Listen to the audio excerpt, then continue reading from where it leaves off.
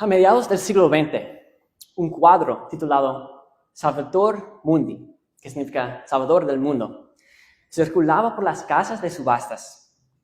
Era una representación oscura y lúgubre de Jesucristo, que había sido repintada encima en numerosas ocasiones por artistas de menor talento o a lo largo de los siglos. Así es como 3 grupos diferentes evaluaron exactamente el mismo cuadro. Sotheby's es una de las mayores casas de subastas de artes y artes decorativas en el mundo. Eran los subastadores expertos que, al observar las pesadas y turbias capas de repinte encima y el mal estado de la madera, ellos asumieron que se trataba simplemente de una pintura de escuela, de una imitación barata realizada por un alumno de un maestro. En 1958 fue subastada por Sotheby's por solo $60, $120 actuales. La consideraron un trasto, algo que había vender rápidamente para hacer sitio al arte auténtico. Décadas más tarde, un pequeño grupo de cazadores de arte compró el cuadro por unos pocos miles de dólares. No vieron una copia, vieron un interrogante. Pasaron años eliminando minuciosamente la suciedad y las capas de pintura falsa con diminutos bisturís. Lo trataron con infinita paciencia. Evaluaron el objeto no por su aspecto y por lo que otros pensaban que era, sino por lo que pudiera estar oculto bajo la superficie. Una vez eliminada la repintura encima, el mundo vio la inconfundible mano del maestro.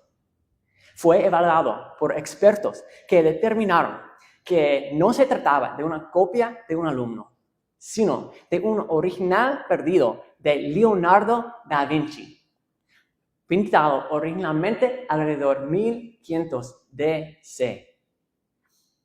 En 2017, el mismo cuadro, que en su día se vendió por $60, se subastó por $450 millones, convirtiéndose en el cuadro más caro jamás vendido. El mundo lo considera ahora un tesoro único de la humanidad. Durante 50 años, la gente pasó por delante de este cuadro. Los expertos lo manipularon, lo catalogaron y luego lo vendieron por el precio de una buena cena. Tenían la formación y las herramientas. Deberían haber sido cuál era su valor y lo que era. Pero cayeron en la trampa de evaluar el deterioro en lugar del diseño. Vieron la repintura encima del mundo y pasaron por alto la mano del maestro que había debajo. Al igual que mucha gente evaluó el cuadro, también hay mucha gente que hacen evaluaciones en nuestro texto de hoy. Pero en lugar de evaluar un cuadro de Jesús, su autenticidad y su valor, están evaluando al Jesús real, su autenticidad y su valor. Al igual que los expertos en arte, los personajes de nuestra historia también tenían acceso al conocimiento necesario para hacer una evaluación informada de Jesús. Por desgracia, a pesar de ello, siguieron haciendo evaluaciones erróneas sobre Jesús, su autenticidad y su valor. Al igual que el cuadro se vendió por el módico precio de una buena cena, así Jesús fue vendido por el mísero precio de 30 piezas de plata.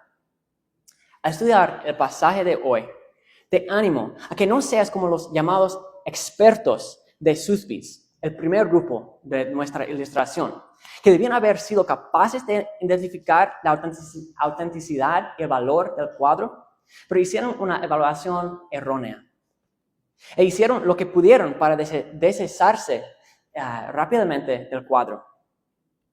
Más bien, si no conoces la identidad y el valor de Jesucristo, te animo a que seas como el segundo grupo de nuestra ilustración. Que vengas con curiosidad, buscando comprender si Jesús realmente podría ser quien la Biblia dice que es. Quizás descubras que lo que otros han evaluado y menospreciado erróneamente es en realidad el tesoro más valioso que este mundo haya visto jamás.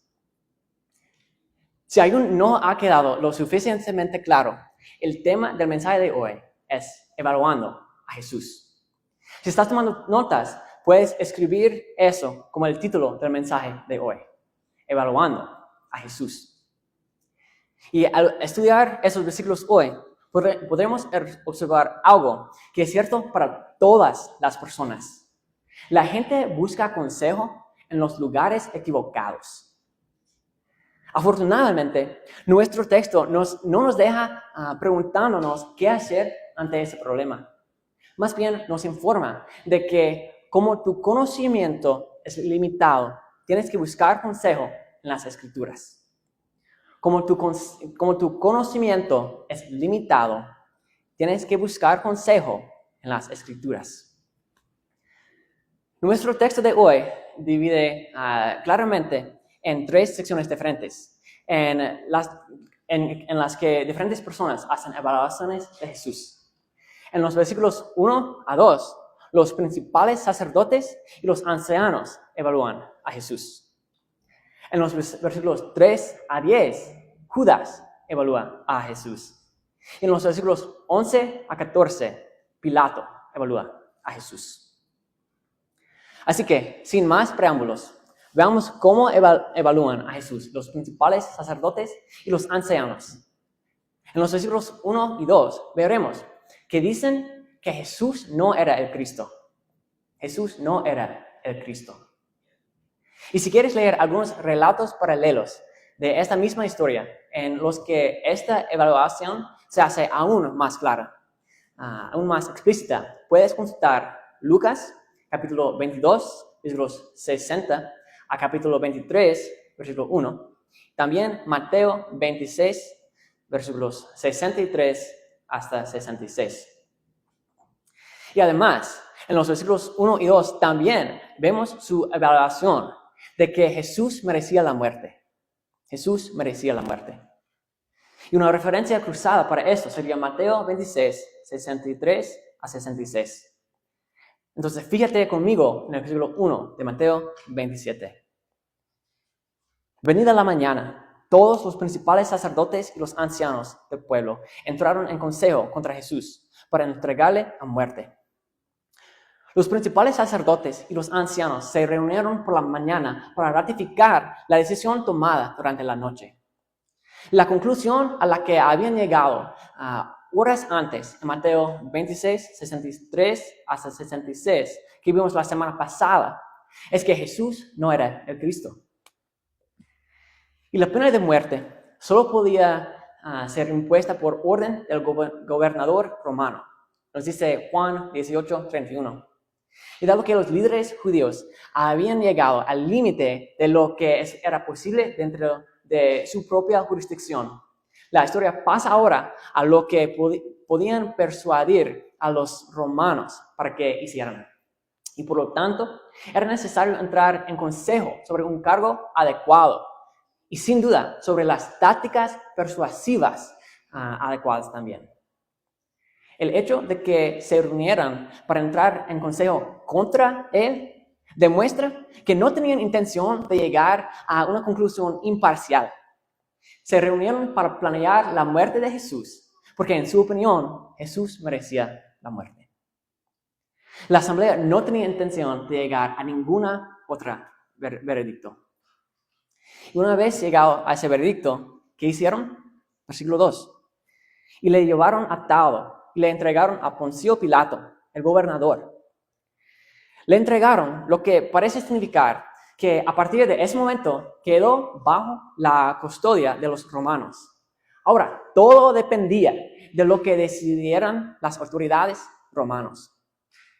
Y debemos observar aquí el cumplimiento literal de la profecía de Jesús en Mateo 20, 18, 19, de que sería entregado a los principales sacerdotes y a los escribas, y que ellos lo entregarían a los gentiles para ser azotado y crucificado.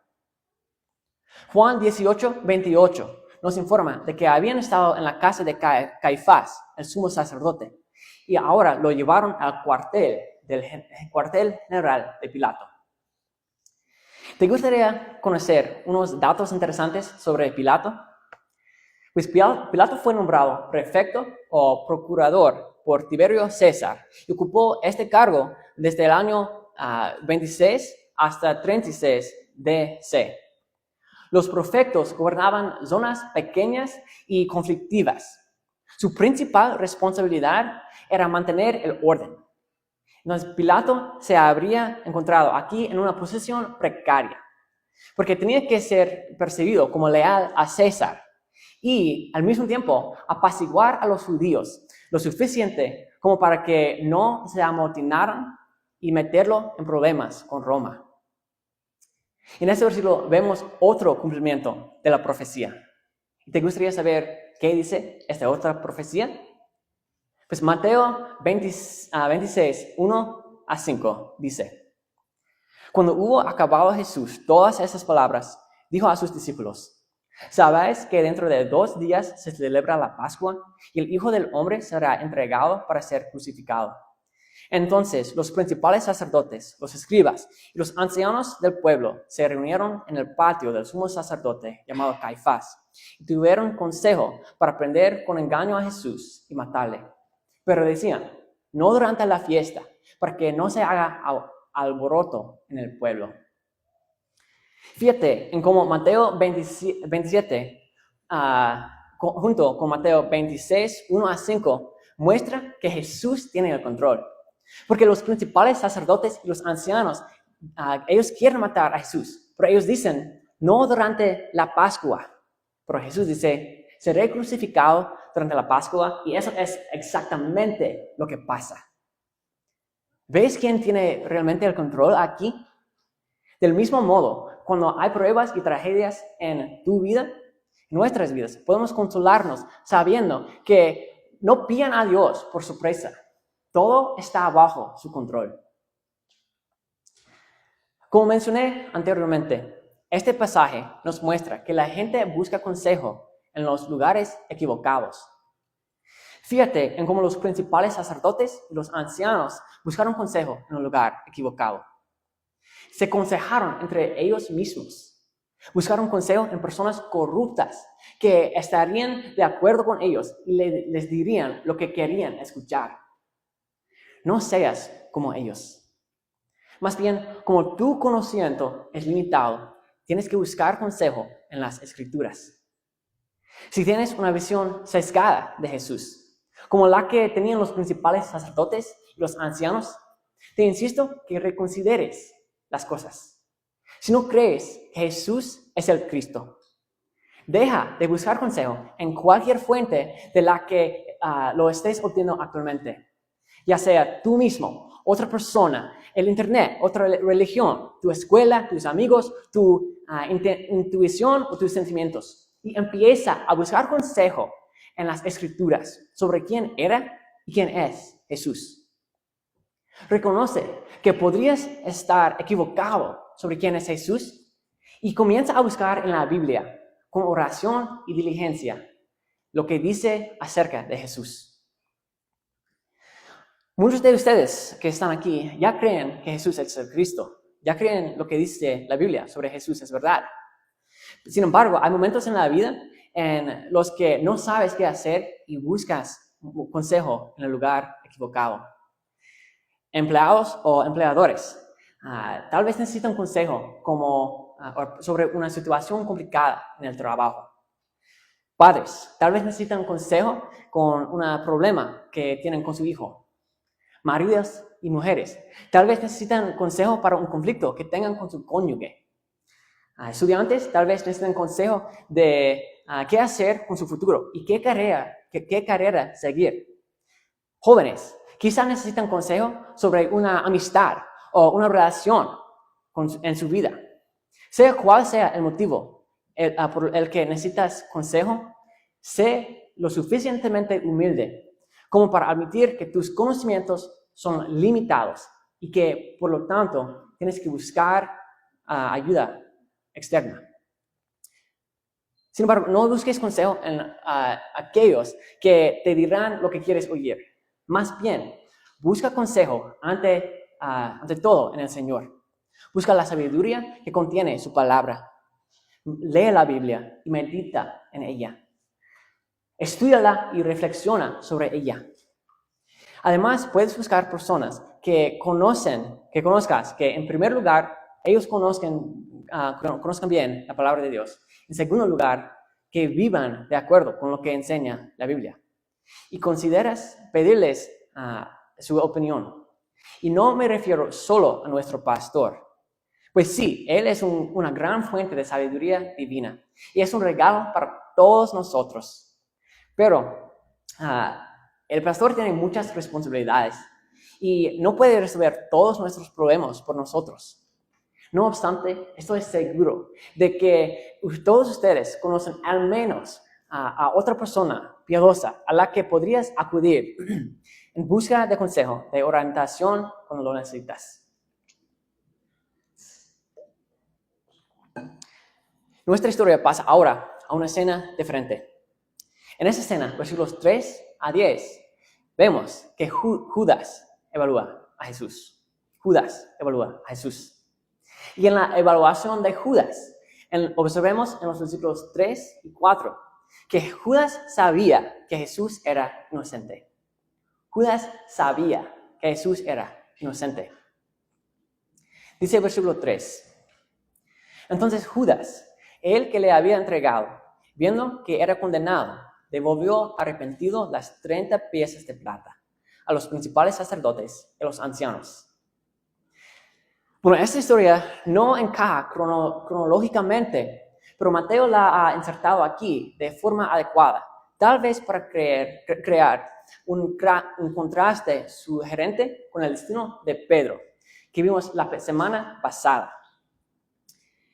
Y la Reina Valera dice en ese versículo, devolvió arrepentido las 30 piezas de plata. Pero quizá una mejor traducción sería, sintió remordimiento y devolvió las 30 monedas de plata. Así es como dicen otras Biblias, por ejemplo, la Nueva Biblia de las Américas y la Nueva Versión Internacional. Judas se llenó de remordimiento y de tristeza mundana. Es un ejemplo de la tristeza mundana de la que habla 2 Corintios 7:10, que dice, porque la tristeza que según Dios produce arrepentimiento para salvación, de que no hay que arrepentirse, pero la tristeza del mundo produce muerte. Judas sintió remordimiento por lo que sucedió, pero no puso su fe en Dios. El resultado no es la salvación, sino la muerte. Y Judas dice a los principales sacerdotes, a los ancianos, en el versículo 4, dice, yo he pecado entregando sangre inocente. Mas ellos dijeron, ¿qué nos importa a nosotros? Allá tú. ¿Ves aquí la evaluación que Judas hace de Jesús? Judas sabía que Jesús era inocente. Lo vemos en su confesión de que pecó al traicionar sangre inocente. Y quienes aceptaban sobornos eran maldecidos, según la ley, dice Deuterónimo 27:25. Y un testigo falso era susceptible de recibir el castigo correspondiente al presunto delito del acusado. Nos dice Deuteronomio 18 y 19. Tener sangre inocente en las manos significaba que una era culpable de asesinato. En el Antiguo Testamento, esta culpa solo podía expiarse con la sangre del asesinato o si se desconocía el asesino mediante un sacrificio. Sin embargo, Dios podía conceder misericordia al arrepentido, dice 2 Samuel 12:13. Y en los versículos 5 hasta 10, vemos otra evaluación que Judas hace de Jesús. Al observar las acciones de Jesús aquí, vemos que Judas creía que Jesús no le ofrecía ninguna esperanza.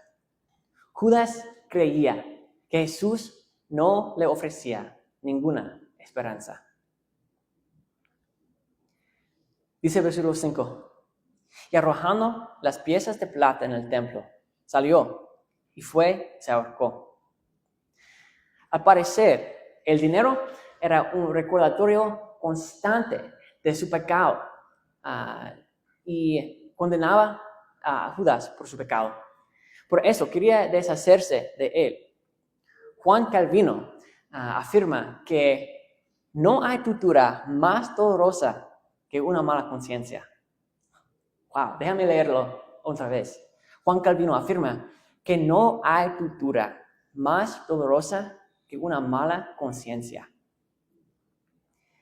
Y fíjate aquí en el contraste entre el arrepentimiento de Pedro en Mateo 26, 65, que vemos la semana pasada, y el de Judas, quien se suicidó en lugar de arrepentirse, aquí en versículo 5. Judas pudo haberse ahorcado porque su conciencia no podía soportarlo, o porque creía que ese era el justo castigo por sus pecados. Lo que aparentemente no creía es que Dios pudiera ofrecerle esperanza. Judas creía que Jesús no le ofrecía ninguna esperanza. La verdad es que por muy grave que fuera su pecado, Dios podía ofrecerle perdón. Aunque Judas merecía la muerte, Jesús murió o iba a morir como sacrificio sustitutivo, ocupando el lugar de cualquiera que se arrepintiera y creyera en él.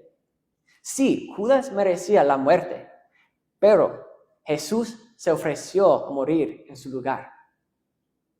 Dios concede misericordia a quienes se arrepienten de verdad.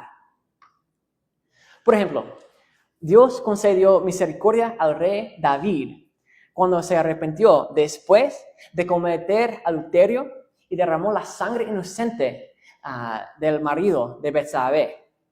Porque nos dice en 2 de Samuel 12:13. Entonces dijo David a Natán, pequé contra Jehová. Y Natán dijo a David, también Jehová ha remitido tu pecado, no morirás. Pues David sabía que merecía la muerte por lo que había hecho, pero también sabía que Dios es compasivo y clemente, tardo para la ira, abundante en misericordia y se arrepiente de infligir el mal. Bueno, sé que eso es un tema difícil, pero hablemos del suicidio por un momento. El suicidio es un problema a nivel nacional, pero especialmente aquí en Utah. El suicidio es la principal causa de muerte entre niños y adolescentes de 10 y 17 años. Según un informe de 2020, la tasa de suicidio juvenil en Utah se triplicó durante la última década. Entonces, ¿qué dice la Biblia sobre el suicidio? Bueno, no puede concluir a partir de las acciones de Judas que el suicidio condena automáticamente a una persona. Pero las Escrituras nunca alaban el suicidio, ya que el suicidio es siempre pecaminoso porque viola la sexta mandamiento en Éxodo 20:13, aunque puede ser perdonado. Hay quien podría decir que el suicidio no puede ser perdonado porque la persona no puede arrepentirse de ese pecado antes de morir. Sin embargo, este es un razonamiento erróneo, porque Colosenses 2:13 nos dice que Dios ha perdonado todos los pecados de los creyentes. lo que incluye los pecados pasados, presentes y futuros. Además, piensa en el asunto de una perspectiva diferente. Si alguien va con prisa de vuelta a casa después del trabajo y le grita algo ofensivo de coche o algo ofensivo a otro conductor, pero luego sufre un accidente de coche y muere, ¿se le perdonaría su pecado? Pues no se arrepintió de ese pecado antes de morir.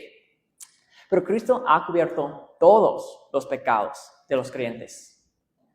Y por supuesto, sigue siendo necesario el arrepentimiento continuo en la vida.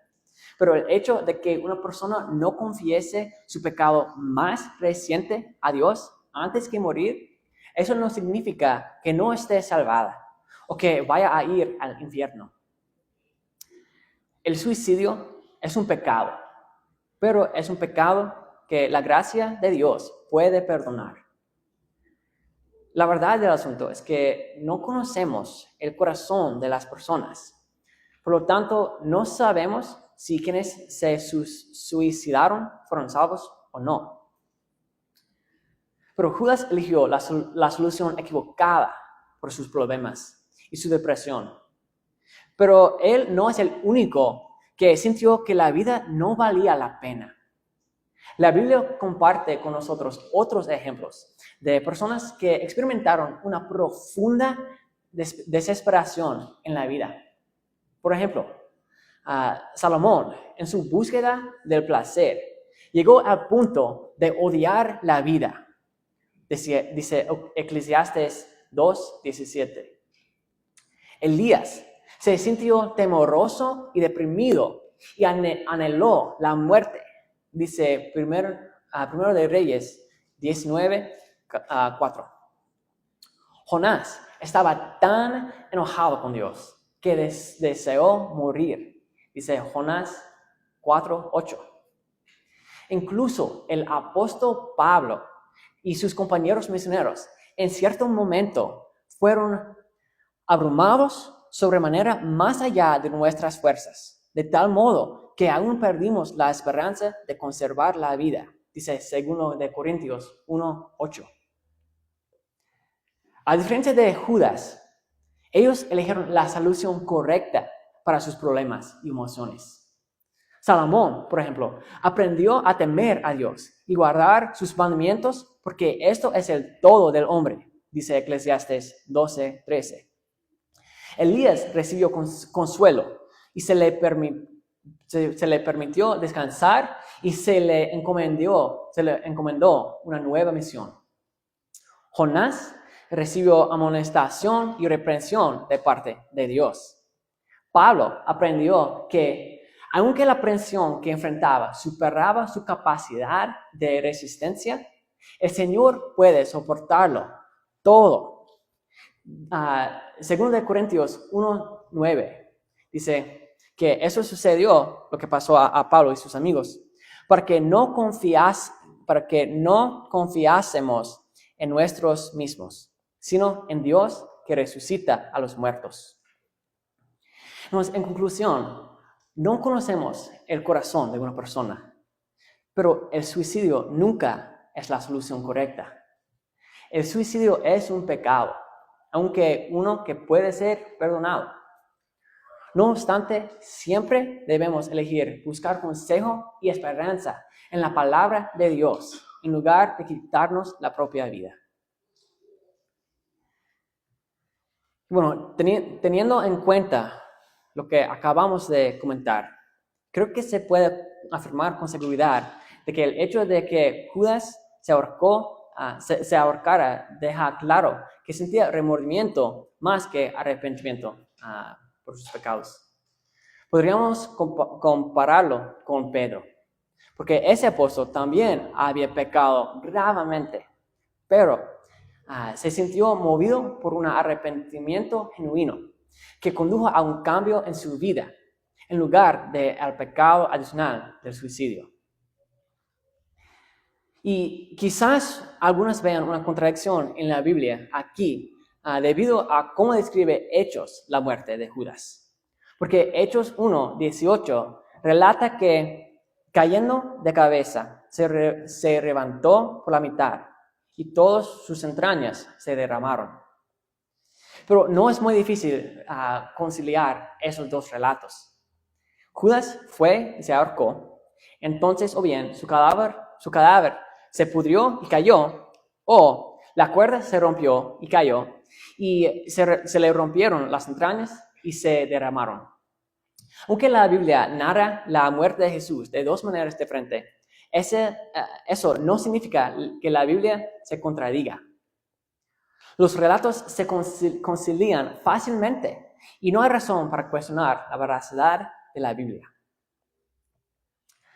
Ahora, que Judas ya no estaba en escena, los principales sacerdotes deciden qué hacer con el dinero, en versículo 6. Dice, los principales sacerdotes, tomando las piezas de plata, dijeron, no es lícito echarlas en el tesoro de las ofrendas, porque es precio de sangre. A los principales sacerdotes les preocupa más la tecnicidad legal del dinero manchado de sangre para el tesoro, que de que hayan destinido el dinero a un asesinato judicial o que Judas esté a punto de suicidarse. Los líderes judíos tienen una propensión a buscar la pureza ceremonial, incluso ante una grave injusticia. Si quieres buscar algunos ejemplos más adelante, puedes consultar Mateo 12, 9 a 14, Mateo 23, 23 y 24, y también Juan 18, 28. Pero ahora ellos llegan a una decisión, versículo 7. Dice, y después de consultar, compraron con ellos el campo del alfarero para sepultura de los extranjeros. Y me gusta lo que dice el nuevo comentario americano aquí, porque señala que los responsables del templo se niegan a quedarse con el dinero porque es ritualmente impuro. Y por lo que compran un campo para utilizarlo como cementerio para los extranjeros residentes. En otras palabras, el dinero impuro compra un lugar impuro para la gente impura. Dice el versículo 8 hasta 10. Por lo cual aquel campo se llama hasta el día de hoy campo de sangre. Así se cumplió lo dicho por el profeta Jeremías, cuando dijo, y tomaron las 30 piezas de plata, precio del apreciado, según precio puesto por los hijos de Israel, y las dieron para el campo del alfarero, como me ordenó el Señor. Aquí Mateo hace una referencia a Jeremías 19, 1 a 13. Y también posiblemente a Jeremías 18, 2 a 12. Y también posiblemente a Jeremías 32, 6 a 9. Y Mateo hace una referencia a Jeremías aquí. Pero en realidad él cita tanto a Jeremías como a Zacarías. Porque la parte de Zacarías proviene de Zacarías 11, versículos 12 y 13. Mateo nos muestra que Dios estaba haciendo que se cumpliera la profecía, incluso en un detalle tan concreto como el destino del dinero, que los líderes judíos pagaron a Judas para que traicionara a su maestro. Y 30 piezas de plata era la suma establecida como compensación que se pagaba al dueño por la pérdida de un esclavo, según Éxodo 21, 32. Era un precio muy bajo. En su evaluación de Jesús, el pueblo de Dios había valorado a Jesús, su pastor y salvador, al precio de un esclavo. Wow. Hermanos, quiero que reconozcan la esperanza que Jesús les ofrece. Den cuenta de que por muy mala sea la vida, y por muy graves que sean los pecados que hayan cometido, Jesús sigue ofreciéndote esperanza. Él puede ayudarte. Jesús te ofrece el perdón de tus pecados y librarte de tu culpa y vergüenza. Él puede limpiar tu conciencia. No solo puede hacer que vivas verdaderamente una vida abundante aquí en la tierra, sino que Él y solo Él puede darte la vida eterna en el cielo. Por lo tanto, tienes que arrepentirte de tus pecados y volverte al Señor. Bueno, todos nosotros cometemos pecados todos los días, pero algunos de nuestros pecados nos dejan con más culpa y vergüenza que otros. Quizás recientemente, o incluso en algún momento lejano del pasado, hayas cometido un pecado que sigue atormentándote con culpa y vergüenza. Quizás robaste algo, o quizás hubo un momento en que hiciste trampa en la escuela. Quizás hiciste algo en internet de lo que sientes remordimiento, o hiciste algo con una otra persona que te deja con una vergüenza insoportable. Quizás le dijiste algo a alguien y tu relación con esa persona nunca volvió a ser la misma. Hay muchos pecados en la vida que podemos cometer y que vuelven a nuestra mente constantemente y que nos llenan de lo que puede parecer una culpa y una vergüenza abrumadoras o interminables. Pero no sigas el ejemplo de Judas, porque él buscó consejo en el lugar equivocado. Él tomó consejo de sus sentimientos y sus propios pensamientos, en lugar de tomar consejo en las Escrituras. Recuerda que el suicidio nunca es el camino correcto a seguir.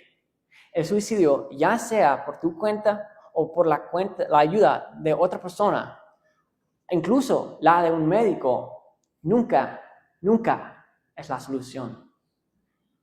Lamentaciones 3, 22 y 23 nos dice que las misericordias de Dios se renuevan cada mañana.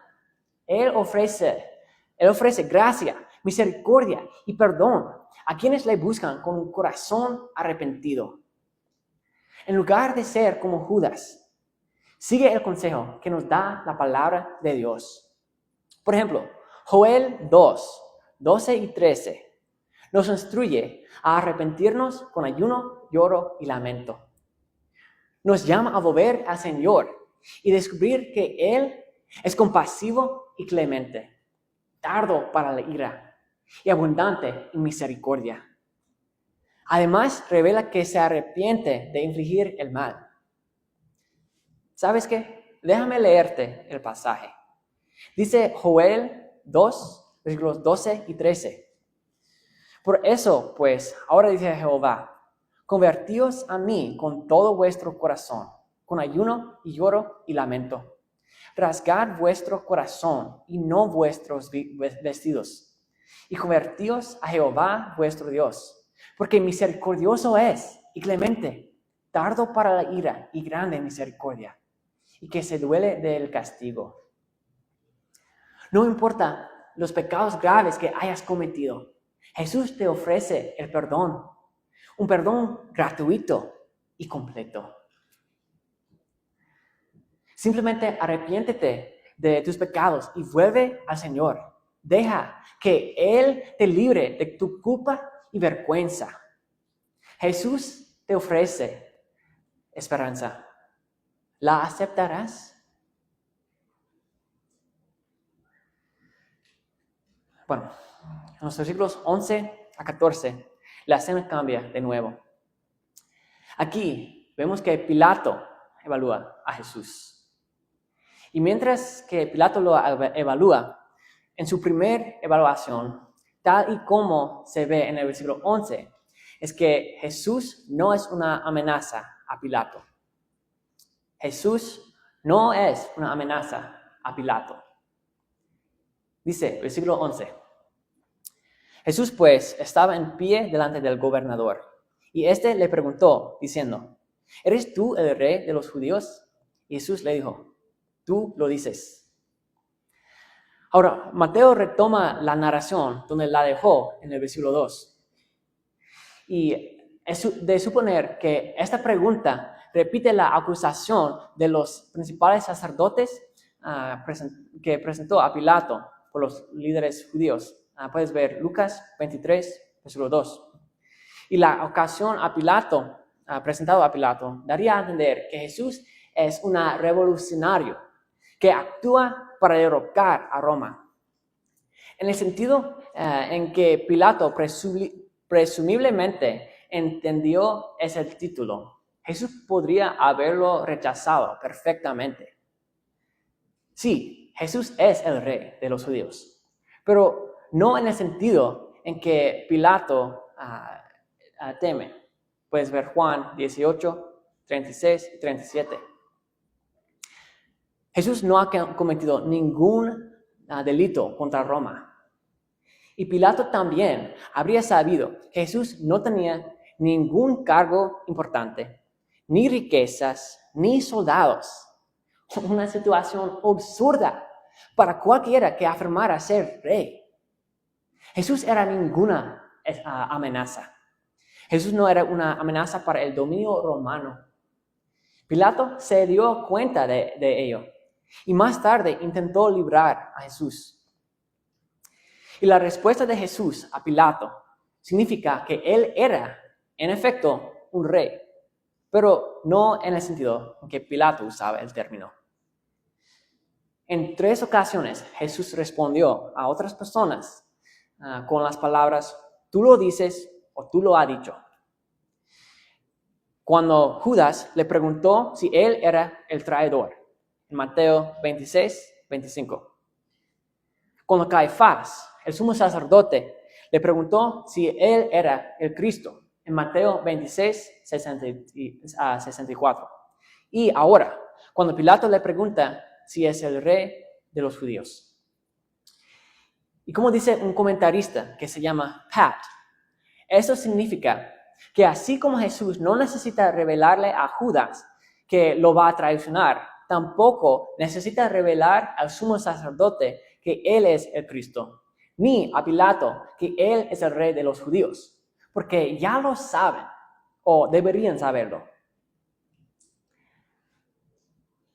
Ahora, nuestros 3 versículos últimos, los versículos 12 a 14, vemos que Pilato llega a la misma conclusión que Judas sobre Jesús. Porque según la evaluación de Pilato, Pilato dice que no encuentra un delito en Jesús. Pilato no encuentra un delito en Jesús. Dice el versículo 12. Y siendo acusado por los principales sacerdotes y por los ancianos, nada respondió. El hecho de que no abriera su boca es una alusión a Isaías 53, 6 y 7, que dice, todos nosotros nos descarriamos como ovejas, cada cual se apartó por su camino. Mas Jehová cargó en él el pecado de todos nosotros.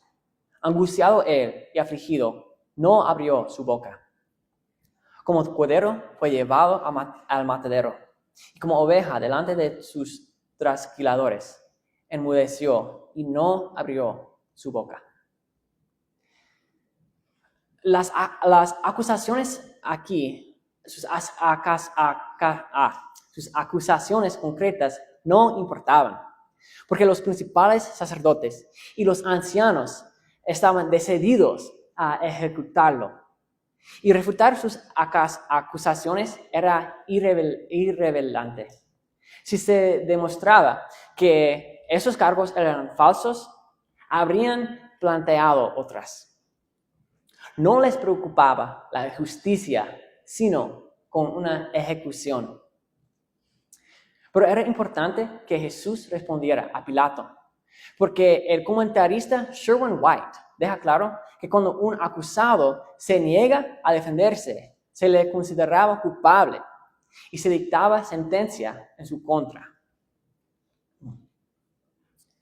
Ahora, versículo 13, dice, Pilato entonces le dijo, ¿no oyes cuántas cosas testifican contra ti?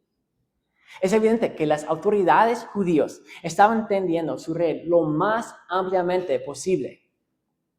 Versículo 14. Pero Jesús no le respondió ni una palabra, de tal manera que el gobernador se maravillaba mucho. Nada de eso tenía relevancia alguna para la verdad de la situación.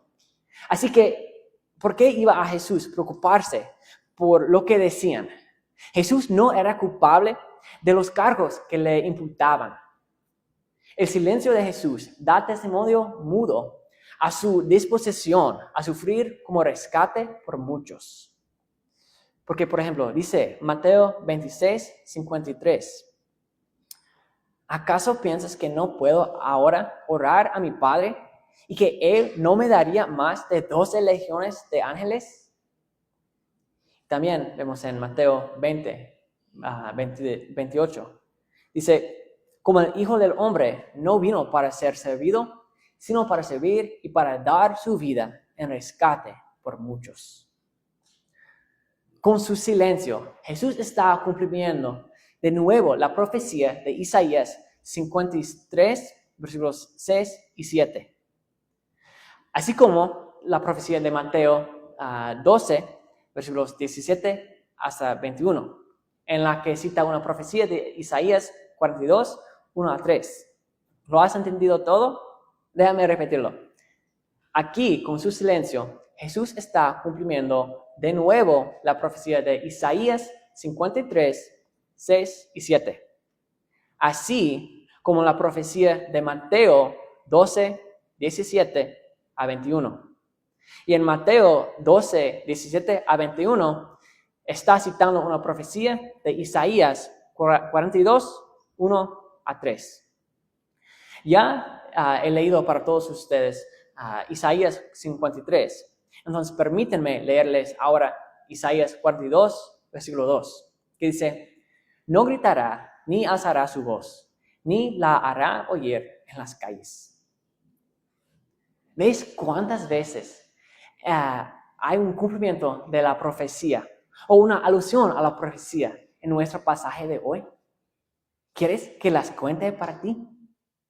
En 14 versículos encontramos entre 6 hasta 10 referencias al cumplimiento de la profecía, dependiendo de cómo se cuentan. ¡Wow! ¡Qué increíble! Hemos visto cómo se han cumplido otras muchas profecías en las semanas anteriores, a medida que Jesús se acerca a la cruz. Mateo quiere de verdad que veamos que Dios tiene el control de todo lo que está sucediendo. La crucifixión de Jesús no fue un accidente, no fue una sorpresa. Era el plan de Dios desde el principio, como sobre cómo nos redimiría. Y está ocurriendo tal y como Él dijo que ocurriría. Y aquí Pilato se quedó muy sorprendido en ese versículo 14, porque los presos juzgados por su vida normalmente habrían procesado mucho. Habrían intentado refutar todas y cada una de las acusaciones presentadas contra ellos. Este tipo de acusación en la que se alegaban delitos que acarreaban la pena de muerte, normalmente habrían provocado una defensa muy enérgica. Por eso, Pilato se maravillaba mucho. Evidentemente, este no iba a ser el tipo de juicio al que estaba acostumbrado. Y Lucas nos ofrece un relato más detallado de esa historia. Y en Lucas 23, 4, Pilato dice a los principales sacerdotes y a los ancianos, dice, ningún delito hallo en este hombre. La evaluación de Pilato sobre Jesús es que es inocente. Pilato no encuentra un delito en Jesús. Pilato no encuentra un delito en Jesús. Pilato sabía que Jesús no era culpable. Sin embargo, no libró a Jesús, ni le entregó su vida, ni puso su fe en él. Siguió a los demás que querían hacer con Jesús, deshacerse de él y sacarlo de sus vidas. No seas como Pilato y persigas lo que sea popular. No te dejes presionar por tus compañeros para ignorar la verdad sobre Jesús. Pilato había oído hablar de Jesús antes de este incidente. Pero aquí Pilato pregunta si lo que los demás decían de Jesús era verdad. Probablemente tú hayas oído hablar de Jesús antes de ahora. Entonces tú también deberías empezar a preguntarte si lo que dicen los cristianos sobre Jesús es cierto. Pilato le hizo preguntas al propio Jesús. Pero aunque Jesús ya no camina sobre esta tierra, nos ha dado la Biblia, que contiene literalmente las palabras de Jesús. Entonces, acude a la Biblia, a las propias palabras de Jesús, y mira lo que dice sobre Él. Si te preguntas dónde empezar, te sugiero que leas el Evangelio de Juan, porque te lo contará todo sobre Jesús. De hecho, el autor del Evangelio de Juan dice literalmente que escribió lo que escribió para que creáis que Jesús es el Cristo, el Hijo de Dios, y para que creyendo tengáis vida eterna, vida en su nombre. Dice Juan 20, versículo 31. Y para aquellos aquí que ya han depositado su fe en Jesús, les sugiero que también busquen en las Escrituras para aprender más sobre Jesús. Sí, conoces Jesús, pero aún hay más que puedes aprender sobre Él. Hay cosas que has aprendido sobre Él, pero ya olvidaste de esas cosas y necesitas aprenderlas de nuevo. El autor J.C. Ryle escribió en su libro Santidad esa cita. Dice, cuando despertemos a su semejanza en otro mundo, nos sorprenderá haberlo conocido tan imperfectamente y haberlo amado tan poco. Busquemos conocerlo mejor ahora y vivamos en una comunión más estrecha con Él. Me gusta mucho lo que dice aquí. Y bueno, sé que es mucho, entonces lo puse allá en la pantalla para que si quieren puedan tomar una foto para que no tienes que escribir todo. Pero si lo van a tomar, pues tómalo ahora porque tengo otra cosa para leer de ese autor. Entonces les doy un momento para tomar una foto.